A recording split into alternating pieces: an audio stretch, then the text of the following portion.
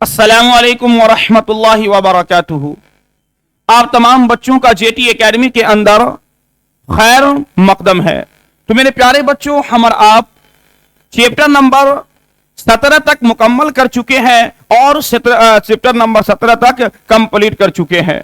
17 number chapter तक जो हमारा आप पढ़ चुके हैं वो वहां से नज्म मुकम्मल हुआ वहां तक। आप जो हम आपको चैप्टर पढ़ाने वाले हैं यहां से गज़ल 3-4 चैप्टर 5 चैप्टर तक गज़ल स्टार्ट होगा।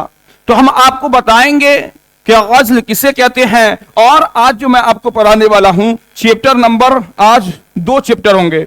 चैप्टर नंबर आपका होगा 18 और चैप्टर नंबर 19। क्या चैप्टर होंगे आज? आज चैप्टर नंबर 18 और चैप्टर नंबर 19। चैप्टर नंबर 18 और चैप्टर नंबर 19 क्या है आपका? चैप्टर नंबर 18 और चैप्टर 19 जो है मिर्जा गालिब की गज़लें, यानी मिर्जा असदुल्ला खां गालिब की गज़लें हैं जो चैप्टर नंबर 18 और चैप्टर नंबर 19 के अंदर मिर्जा गालिब ने जो इसके अंदर चैप्टर के अंदर बयान किया है, बताया है। हम आप तमाम बच्चों को बहुत ही सहल और आसान अंदाज में बताने की कोशिश करेंगे ताकि आपको अच्छे तरीके से बात समझ में आ जाए, बिल्कुल वजाहत के साथ, यानी मतलब के साथ जो गज़ल है उसको समझाएंगे और उसको बताने की कोशिश करेंगे। तो ठीक है, सबसे पहले चलेंगे जो चैप्टर नंबर 18 और 19 के जो राइटर और मुसन्निफ मिर्जा गालिब रहमतुल्लाह अलैह है उसके बारे में जानकारी ले लेते हैं। फिर उसके बाद देखेंगे उस गज़ल के अंदर मिर्जा गालिब ने किस चीज को बयान किया है और किस चीज को बताया है। ठीक है, तो आइए सबसे पहले मिर्जा गालिब के बारे में जान लेते हैं। और इस चैप्टर बहुत ही अहम और बहुत ही मजेदार चैप्टर। अहम इस वजह से हम कहते हैं कि मिर्जा गालिब रहमतुल्लाह अलैह के बारे में चाहे 9th हो, 10th हो, 11th हो, हर एक क्लास के अंदर इनके सब्जेक्ट हर उर्दू बुक के अंदर मौजूद है। इसलिए इस चैप्टर से बहुत सारे सवाल और मिर्जा गालिब रहमतुल्लाह अलैह के मुतालिक बहुत सारे सवाल आपके बोर्ड के इम्तिहान में किए जाएंगे।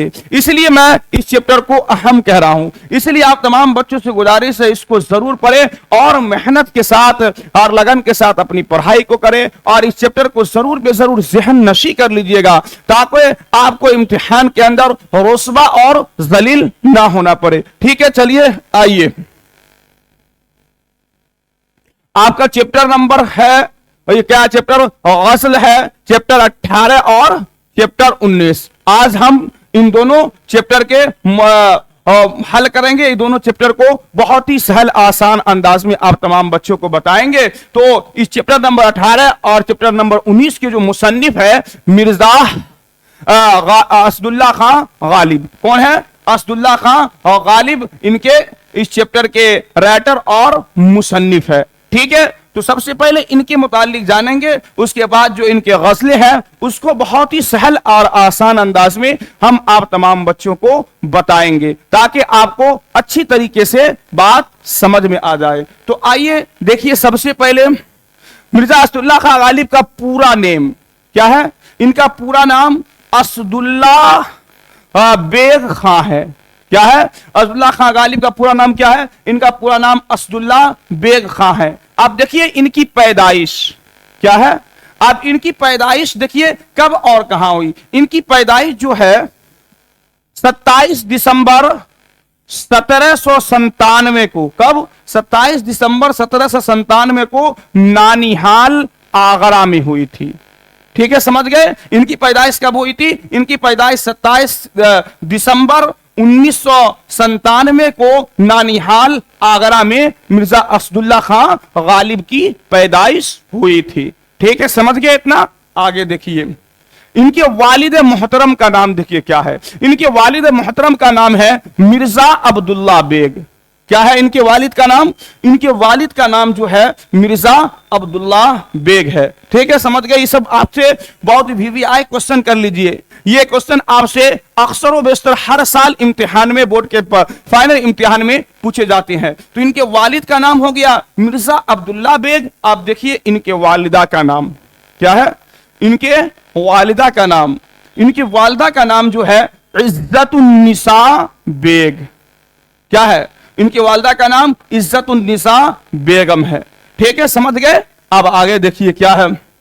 अब इनके चचा का नाम, इनके चचा का नाम है नसरुल्लाह बेग खां। क्या है इनके चचा का नाम? इनके चचा का नाम है नसरुल्लाह, इनके चचा का नाम नसरुल्लाह बेग खां है। ठीक, आगे देखिए। अब इनके नाना, इनके नाना का नाम है ख्वाजा मिर्जा गुलाम हुसैन। क्या है इनके नाना का नाम? इनके नाना का नाम है ख्वाजा मिर्जा गुलाम हुसैन खां। ठीक है, जो मेरठ सरकार में फौजी अफसर थे। क्या है, आपसे इम्तिहान में पूछेंगे कि मिर्जा असदुल्ला खां गालिब के नाना का नाम क्या था, तो इनके नाना का नाम है ख्वाजा मिर्जा गुलाम हुसैन खां, जो ये कहां काम करते थे? जो मेरठ सरकार में सरकारी फौजी अफसर थे।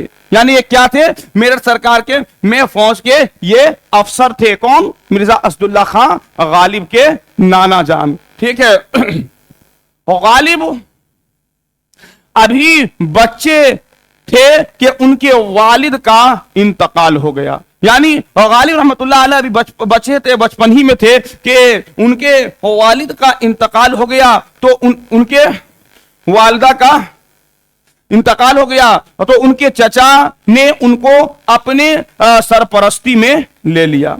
यानी गालिब अभी बच्चे थे कि उनके वालिद मोहतरम का इंतकाल हो गया, तो उनके चचा उनको अपने सरपरस्ती में ले लिए थे। उनके चचा का नाम क्या बताया मैंने? उनके चचा का नाम जो बताया है वो नसरुल्लाह खां बेग थे। ठीक है, समझ गए? इतना नहीं समझ में आवे तो आप कमेंट कर जरूर बेजरूर बताइए, ताकि और आपको सहल अंदाज में समझाया जा सके, ताकि बात अच्छी तरह समझ में आ जाए। समझ गए इतना? अब चलिए आगे बढ़ते हैं। अब देखिए, मिर्जा असदुल्ला खां गालिब जो है फारसी की तालीम किससे हासिल की थी? अब उनके तालीम के बारे में बता रहे हैं कि उन्होंने फारसी के कहां तक तालीम हासिल की और कौन कौन से तालीम इन्होंने हासिल की। तो फारसी की तालीम जो है इन्होंने मौलवी मुअज्जम से हासिल की थी। किससे हासिल की थी फारसी की तालीम? मिर्जा गालिब रहमतुल्लाह अलैह इन्होंने फारसी की तालीम मौलवी मुअज्जम से हासिल की थी और 13 बरस की उम्र में शादी की। इनकी शादी कब हुई थी? 13 बरस की उम्र में इनकी शादी हो गई थी। आपसे इम्तिहान के अंदर पूछेंगे कि मिर्जा असदुल्ला खां गालिब रहमतुल्लाह अलैह की शादी कितने बरस में हुई थी? तो इनकी शादी जो है महज 13 साल की उम्र में मिर्जा असदुल्ला खां गालिब की शादी हो गई थी। ठीक है, आगे देखिए। आप 13 वर्ष की उम्र में शादी हुई थी और कहां शादी हुई थी और किससे शादी हुई थी? तो 13 वर्ष की उम्र में इनकी शादी हुई किससे? खानदाने लोहारों में इलाही बख्श खां मारूफ की बेटी उमरा बेगम से हुई थी। इसकी शादी कितने बरस की उम्र में हुई थी? तो सिर्फ 13 बरस की उम्र में इसकी शादी हो गई थी। और कहां और किससे हुई थी? तो खानदाने लोहारों में इलाही बख्श खां मारूफ की बेटी उमरा बेगम से हुई थी। तो क्या मिर्जा असदुल्ला खां के बीबी का नाम क्या हो गया? उमरा बेगम इनके बीबी का नाम हो गया। ठीक है, आगे देखिए। मुस्तकिल कयाम, यानी ये हमेशा कहां रह रहे थे? हमेशा कहां रहना सहना इनका हो रहा था? मुस्तकिल कयाम जो है इनका दिल्ली था। कहां था मुस्तकिल कयाम? दिल्ली, यानी ये दिल्ली में रहते थे। ठीक है, पहल जो है ये मिर्जा असदुल्ला खां गालिब पहले पहल इनका जो तखल्लुस था, पहले पहल तखल्लुस इनका असद था। मिर्जा असदुल्ला खां गालिब का पहले पहल तखल्लुस क्या था? असद था। और बाद में इन्होंने अपना तखल्लुस गालिब रख लिया था।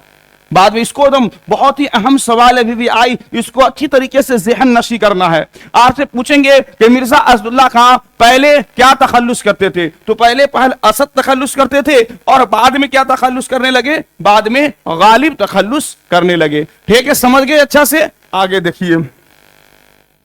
तबीयत जिद्दत पसंदी थी। इनकी तबीयत क्या थी? पूछेंगे मिर्जा असदुल्ला खां गालिब की तबीयत कैसी थी? तो जिद्दत पसंदी इनकी तबीयत थी। ठीक है, अब देखिए इनकी फारसी तसनीफ, यानी इन्होंने फारसी में बहुत सारे किताब भी लिखे हैं और भी बहुत सारे किताब लिखे हैं जो आपके बुक के अंदर दिए हुए हैं। देखिए इनके फारसी तसनीफ के क्या क्या नाम है। पहली है पंज आहंग, और दूसरा है महरे नेम रोज, तीसरा है दस्तंबू, काते बुरहान, ये इनके फारसी के किताब हो गए। क्या क्या इनके फारसी किताब के नाम है? पंज आहंग, मीरे नेम रोज, दस्तंबू और काते बुरहान। आप देखिए इनके खतूत के भी दो मजमुए हैं। कितने मजमुए इनके खतूत के? इनके खतूत के दो मजमुए हैं। पहला है उदे हिंदी और दूसरा है उर्दुए मुअल्ला। पहला क्या है इनके खतूत के मजमुए? इनके खतूत के मजमुए जो है, पहला है उदे हिंदी और दूसरा उर्दू का मोहल्ला। ये भी बहुत ही अहम है। आपसे पूछेंगे इम्तिहान में मिर्जा गालिब रहमतुल्लाह अलैह के खतूत के कितने मजमुए थे, तो दो मजमुए थे। कौन कौन? पहला है उदे हिंदी और दूसरा है उर्दुए मुअल्ला। ठीक है, समझ गए। अब देखिए मिर्जा गालिब रहमतुल्लाह अलैह का इंतकाल कब हुआ? क्या है इनका इंतकाल? देखिए कब हुआ। इंतकाल जो है 15 फरवरी 1869 में हुई थी। इनकी वफात मिर्जा गालिब रहमतुल्लाह अलैह की कब हुई थी? 15 फरवरी 1969 में इनकी वफात हो गई थी। यानी 1969 में मिर्जा गालिब रहमतुल्लाह अलैह अल्लाह तबारक व तआला के प्यारे हो गए थे। ठीक है, समझ गए। आपके बुक के अंदर मैंने जितने अभी आप तमाम बच्चों को बताया है, इतना ही डिटेल्स मिर्जा गालिब रहमतुल्लाह अलैह के बारे में दिया हुआ था। आप तमाम बच्चों से यही गुजारिश और यही आग्रह है कि अच्छी तरीके से इसको ज़हन नशी कीजिए। आपसे इस मिर्जा गालिब रहमतुल्लाह अलैह के बारे में बहुत सारे सवाल पूछे जाएंगे। अब हम चलते हैं असल चैप्टर की तरफ, जो मिर्जा गालिब रहमतुल्लाह अलैह की गज़लें हैं। देखते हैं कि उस गजल के अंदर मिर्जा गालिब रहमतुल्लाह अलैह ने किसको क्या चीज को बयान किया है और गजल किसे कहते हैं। ठीक है, आइए चलते हैं। गजल,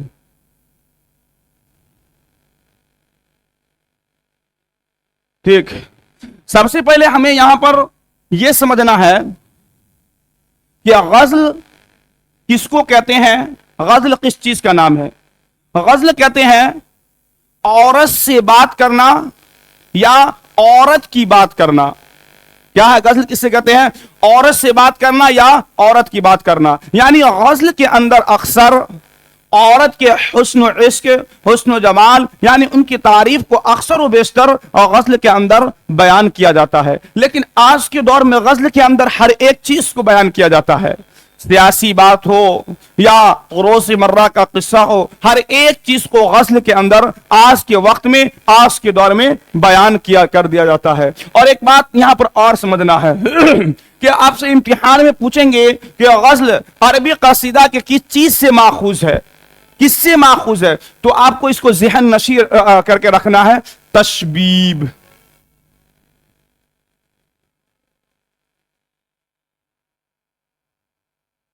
तशबीब से। किससे माखूज है? तशबीब से। समझ गए। और गजल अरबी कसीदा के किससे माखूज है? तो तशबीब से। इसको अच्छी तरीके से ज़हन नशी बिल्कुल करना है। आपसे इम्तिहान में इसके बारे में पूछेंगे कि गजल अरबी कसीदा के किससे माखूज है? तशबीब। समझ गए। ते शीन बे ये बे, तशबीब से ये माखूज है। अब आइए हम समझते हैं कि मिसरा किसको कहते हैं और शेर किसको कहते हैं। मिसरा और शेर किसको कहते हैं? देखिए हम सबसे पहले पढ़ते हैं, दाइम परा हुआ हूं तेरे दर पे नहीं हूं मैं, खाक ऐसी जिंदगी पर पत्थर नहीं हूं मैं। तो दाइम परा हुआ हूं तेरे दर पे नहीं हूं मैं, ये हो गया पूरे एक मिसरा। और खाक ऐसी जिंदगी पर पत्थर नहीं हूं मैं, तो ये हो गया और दूसरा मिसरा। इसको मिसरा कहते हैं। और शेर किसको कहते हैं? शेर जो हो गया, दाइम परा हुआ हूं तेरे दर पे नहीं हूं मैं, खाक ऐसी जिंदगी पर पत्थर नहीं हूं मैं, तो ये जो हो गया शेर हो गया। तो समझ गए। यहां एक दाइम परा हुआ तेरे दर पे नहीं हूं मैं, ये एक मिसरा हो गया। और दूसरी मिसरा, खाक ऐसी जिंदगी पर पत्थर नहीं हूं मैं, ये दूसरा मिसरा हो गया। और शेर दोनों पढ़ेंगे, दाइम परा हुआ हूं तेरे दर पे नहीं हूं मैं, खाक ऐसी जिंदगी पर पत्थर नहीं हूं मैं, ये एक शेर हो गया। ठीक है। तो देखिए इसमें मिसरा कितना है, शेर कितना है। तो मिसरा हो गया 2 2 4 2 6 2 8 और 2 10, 10 मिसरा हो गया। और शेर कितने हैं? 1 2 3 4 5, 5 शेर है। समझ गए। इसमें 10 मिसरा और 5 शेर है। अच्छा से समझ गए इसको। अब आइए कि गजल में गजल किससे माखूज होता है, तो अरबी कसीदा से माखूज होता है। आप देखिए गजल का पहला शेर, पहला मिसरा और सानी मिसरा जो होता है, गजल का पहला मिसरा और सानी मिसरा वो हम काफिया और रदीफ होता है। सिर्फ पहला और सानी मिसरा हम काफिया और हम रदीफ होता है। तो देखिए जैसे हम काफिया रदीफ किसको कहते हैं, जैसे दायम पड़ा हुआ हूं तेरे दर पे नहीं हूं मैं, यानी शेर के आखिरी हिस्से में बिल्कुल सेम हर आशार के आखिरी में आए उसी को रदीफ कहते हैं। क्या कहते हैं रदीफ, देखिए जैसे दायम पड़ा हुआ हूं तेरे दर पे नहीं हूं मैं, यहां भी पत्थर नहीं हूं मैं। अब फिर इसके बाद देखिए सागर नहीं हूं मैं,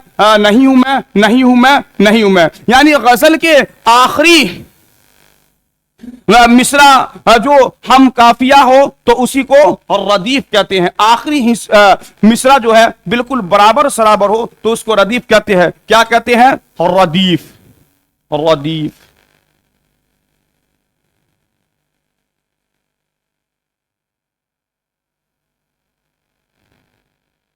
एक मिनट,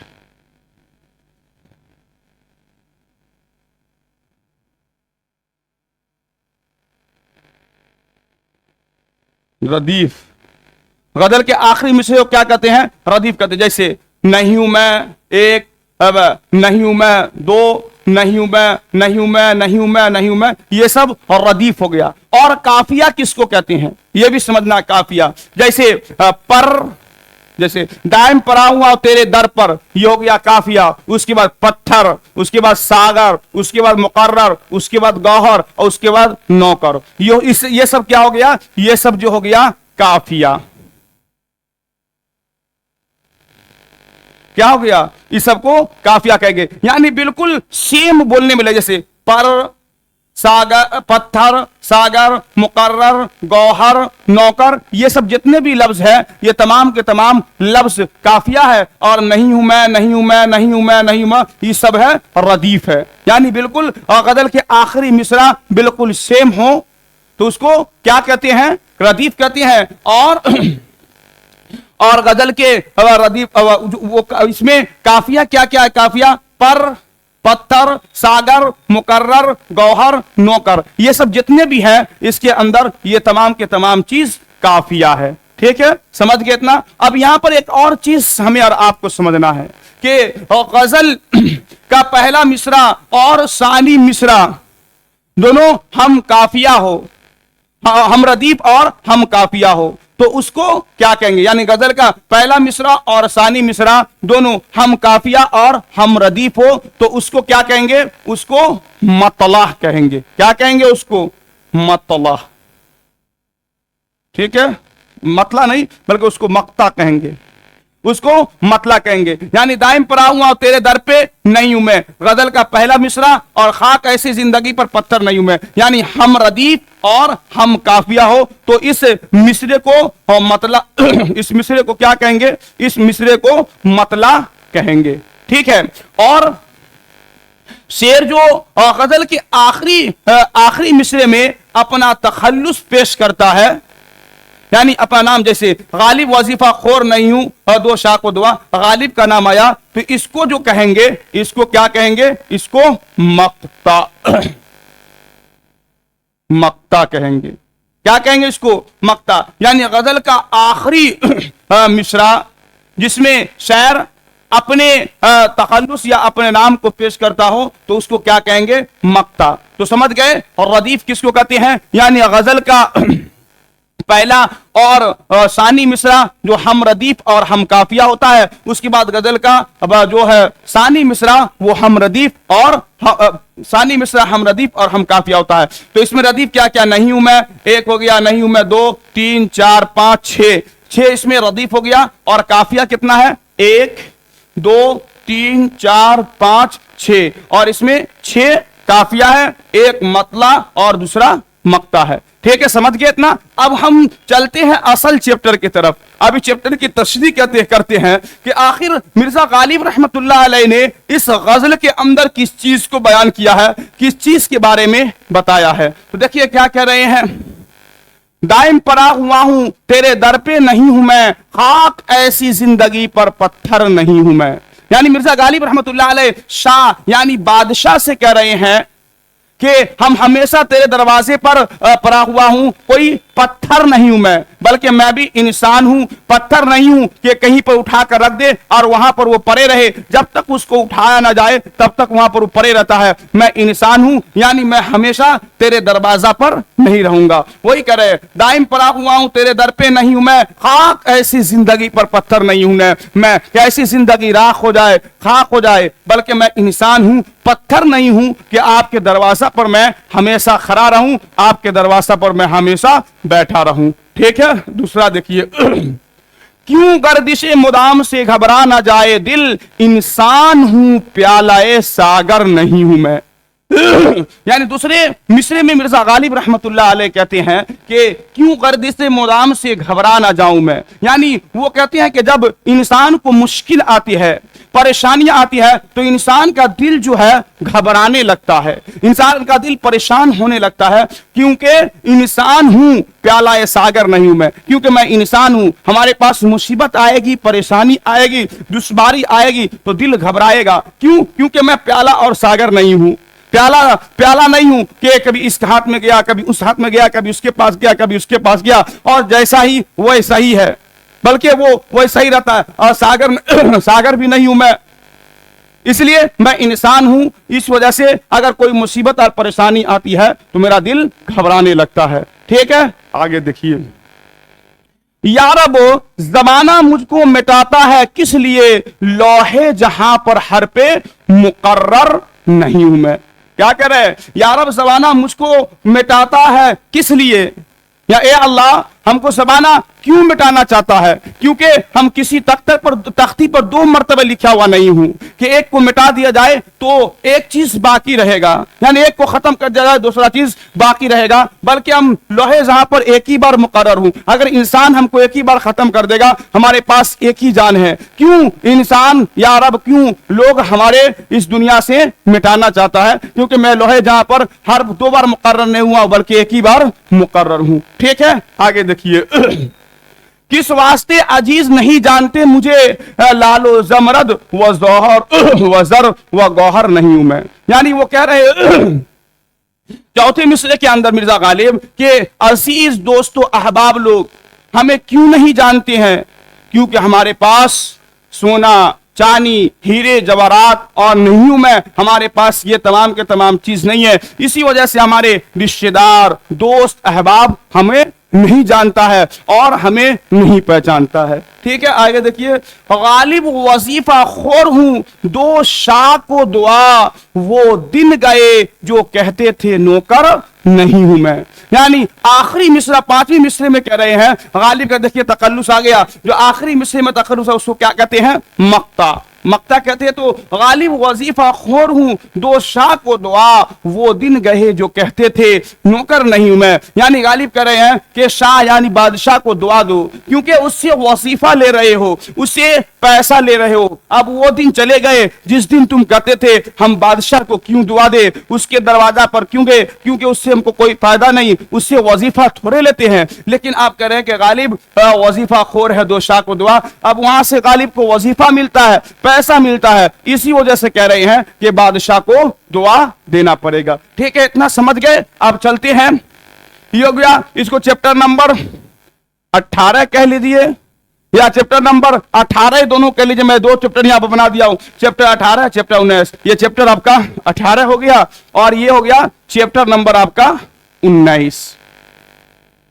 ठीक है, समझ गए, चैप्टर नंबर 18 चैप्टर नंबर 19। देखिए इसमें यहां क्या कर रहे हैं, سب کہاں کچھ لالا و گل میں نمایاں ہو گئے، خاک میں کیا صورت ہوں گے پناہ ہو گئے. یعنی یہاں پر کہہ رہے ہیں مرزا غالب رحمت اللہ علیہ کہ بہت سارے حسینوں جمیل صورت، بہت سارے صورت ایسے ہیں جو اس زمین کے اندر دفنا دیے گئے، جس کو اس زمین کے اندر گار دیا گیا، لیکن کچھ صورت یعنی کچھ لالا، کچھ انسان ایسے ہیں جو پھول کی طرح روشن ہو گئے، یعنی پھول کی طرح نظر آنے لگے. ٹھیک ہے، آگے دیکھیے کیا بول رہے ہیں. قید میں یعقوب نے لی نہ یوسف کی خبر، لیکن آنکھیں روزونے دیوارے زندہ ہو گئے. یعنی یہاں پر سمجھنا ہے قید میں یعقوب نے لی وہ نہ یوسف کی خبر. یوسف علیہ السلام جو ہے یعقوب علیہ السلام کے صاحبزادے یعنی ان کے لڑکے ہیں. یعقوب علیہ السلام یوسف علیہ السلام کے والد ہے. یعنی جب یوسف علیہ السلام کے ان کے بھائی نے ان کے ساتھ دغا بازی کیا، سورہ یوسف کے اندر سب موجود ہے، اور اس کو کنویں میں ڈال دیا، اور اللہ ابو کے ساتھ آ کر دھوکہ بازی کی کہ ان کے بحریہ کھا گیا. تو ان کے یاد میں یوسف علیہ السلام کے یاد میں یعقوب علیہ السلام بہت زیادہ روتے رہے. اتنے روئے کہ ان کی آنکھ کی بینائی جو ہے چلی گئی، یعنی ان کی آنکھ کی بینائی ختم ہو گئی. وہی کہتے لیکن آنکھ روزونے دیوارے زندہ ہو گئے. لیکن اتنے اس کو یاد کرتے تھے، اتنے زیادہ یاد کرتے تھے، جس قید خانہ میں یوسف علیہ السلام تھے وہ تمام کی تمام چیز حضرت لگ رہا کہ یعقوب علیہ السلام کے آنکھوں کے سامنے ہے. ٹھیک ہے، سمجھ گئے. یہاں پر یعقوب والد ہے، آیت یوسف علیہ السلام یعقوب علیہ السلام کے صاحبزادے ہے. ٹھیک، آگے دیکھیے. جو خون آنکھوں سے بہنے دو ہے شام فراق، میں یہ سمجھوں گا کہ شمع دو فرزاں ہو گئے. یعنی کہہ رہے کہ جو خون یعنی آنکھ سے جو خون نکل رہے ہیں اس کو نکلنے دو، کیونکہ یہ شام فراق یعنی جدائیگی کی شام ہے. یعنی یہ شام جو ہے جدا ہونے والی ہے، ہم سے دور ہونے والی ہے. میں یہ سمجھوں کہ شمع دو فضا ہو گئے، یعنی یہ تمام کی تمام چیز ہمیں نظر لانے لگے، تمام کے تمام چیز بہتر ہو گئے. ٹھیک ہے، دیکھیے آگے. میں چمن میں کیا گیا، گویا کہ دابستاں کھل گیا، بلبلے سن کر میرے نالے غزل خواں ہو گئے. یہاں پر مرزا غالب رحمت اللہ علیہ کہتے ہیں کہ دہلی میں قیام تھے، یعنی جب دہلی پہنچے، دابستان سے مراد اسکول لیا ہے کہ میں دہلی میں کیا گیا کہ چمن میں کیا گیا، گویا کہ دابستہ کھل گیا، گویا کہ وہاں ایسا لگا کہ اسکول ہی کھل گیا، اسکول کھل گیا، بلبلے سن کر مرنے لگے، غزل خواں ہو گئے. یعنی وہاں کے جتنے بھی انسان تھے، جب وہاں جا کر ہم غزل پڑھ رہے تھے، وہاں کے تمام انسان، تمام کے تمام لوگ جتنے بھی تھے، سب کے سب غزل کہنے لگے، غزل کو پڑھنے لگے. ٹھیک ہے، آگے دیکھیے. ہم موحد ہیں، ہمارا کیش ہے ترک رسوم، ملتیں جب مٹ گئے اجزائے ایمان ہو گئے.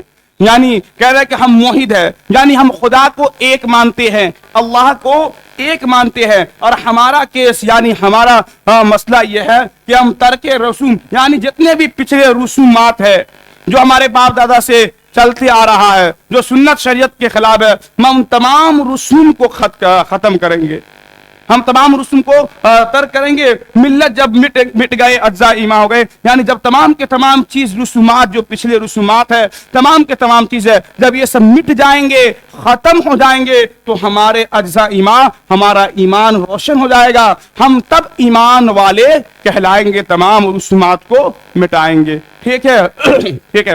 رن سے خوگر ہوا، رن سے خوگر ہونے کا مطلب رنج کا عادی ہونا. رنج سے خوگر ہوا انسان تو مٹ جاتا ہے رنج، مشکلیں مجھ پر پڑے اتنی کہ آسان ہو گئے. یعنی انسان رنج سے خوگر ہونا نہیں، رنج کا عادی ہونا. انسان کے پاس جب مصیبت اور تکلیف بار بار آتا ہے، ایک مرتبہ آج آیا اور پھر دوسری مرتبہ تکلیف انسان کے پاس آیا، اور انسان اس تکلیف کو جھیلتا رہتا ہے، انسان اس تکلیف کو سہتا رہتا ہے، انسان کے پاس تکلیف آتی رہتی ہے، تو وہ تکلیف خود بخود دور ہو جاتا ہے. پھر مشکل مجھ پر پڑی اتنی کہ آسان ہو گئے. یعنی آپ جب ہم پر تکلیف آتی ہے، مصیبت آتی ہے، تو ہم کو کوئی چیز ذرہ برابر کسی چیز کا محسوس نہیں ہوتا ہے. یعنی کوئی چیز ہم کو پتہ ہی نہیں چلتا کہ ہمارے ساتھ کوئی پریشانی اور دشواری ہونے والی یا دشواری پیش आ गया, बल्कि सब चीज ठीक ठाक लगता है। ठीक है, वही कह रहे हैं रंज से खोगर होना यानी रंज का आदी होना। रंज से खोगर इंसान तो मिट जाता है, रंज मुश्किल मुझ पर पड़े इतनी की आसान हो गए। यूं ही अगर रोता रहा गालिब तो अहले जहां देखना इन बस्तियों को तुम वीरान हो गए।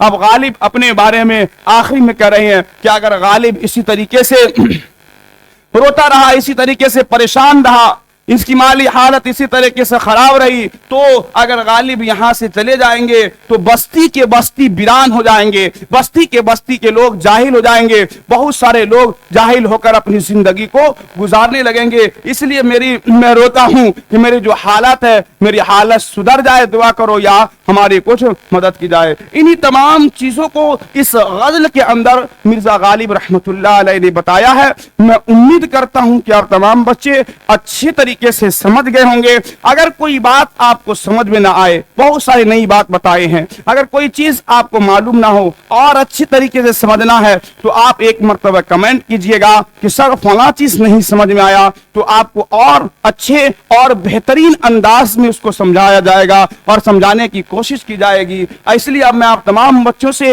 आखिर में यही गुजारिश करता हूं, यही रिक्वेस्ट करता हूं कि आप तमाम बच्चे जेटी एकेडमी को ज्यादा से ज्यादा लाइक और सब्सक्राइब करें। बात समझ में ना आए कमेंट करें और अपने साथियों में शेयर करें। आप लोग हमारा मसाद दें, हमें मजबूत करें। इंशाअल्लाह आप तमाम बच्चों का इसी तरीके से क्लास चलता रहेगा और आप तमाम बच्चों का इसी तरीके से पढ़ाई होती रहेगी। आज के लिए इतना ही। अस्सलामु अलैकुम व रहमतुल्लाहि व बरकातुहू।